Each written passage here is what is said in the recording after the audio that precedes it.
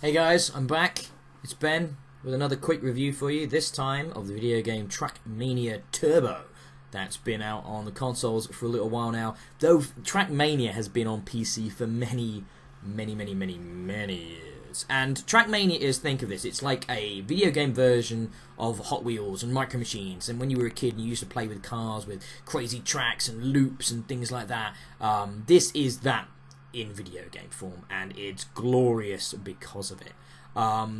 It's basically what it is a time trial on a puzzle-based track.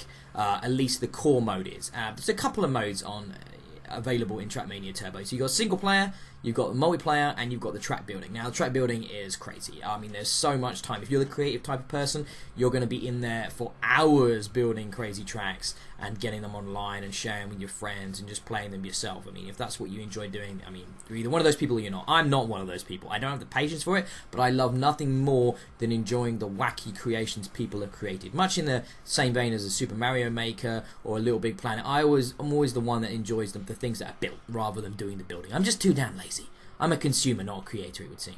And because of that, I love multiplayer in this game. Basically, in multiplayer, you pick a server, hopefully the most populated one you can find, and it's sort of asynchronous. So you're racing on the track at the same time as other people, but their vehicles aren't actually physically present. Trust me, if they were, it would be a nightmare. You'd never get anywhere. But what it means is you can see all of their ghosts racing on the track at the same time as you, which makes for a really compelling and very competitive experience. When you start a track and there's 50 or 60 or 100 people starting at the same time and they're all around you, it's like, wow, that's a lot of people. But then as you get further and you realise you're making better progress perhaps than other people, the pack thins out and there are less people around there with you and your position goes up and up the grid. Now, when I was recording this video, as you can see, I'm in position 3 of 5. And that's a big problem with Trackmania Turbo. When the game first came out, and it still has, it came out with a 3-hour trial for everybody to play.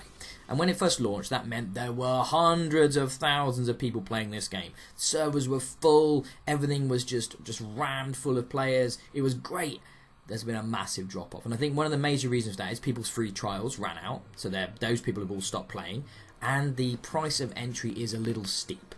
Now, you have to remember the PC game's been out for a really long time, and it's basically free. It's been free a few times, and even if you do have to spend some money on it, it's not a lot. This game is not quite a premium price game, like a full price £50 or £60 game, but it's up there. It's not at the cheaper end of the spectrum. Now, when I review games, I try to make a point of not dwelling too much on the value of the game. I mean, the game should stand as it is. But when it's a multiplayer focused game, well, I think the best mode on offer is multiplayer, and the price seems to be putting people off. Anecdotally, I've spoken to people that would love to play it, but aren't willing to spend the money as it is right now. I think it's a real shame, because having people playing this game is what makes it exciting in multiplayer. And lacking that, well, you basically get like what you're seeing here. It's just not as compelling. And the single player, it's fine. It's sort of medal based, and you're trying to beat sort of arbitrary times and like a trials kind of game.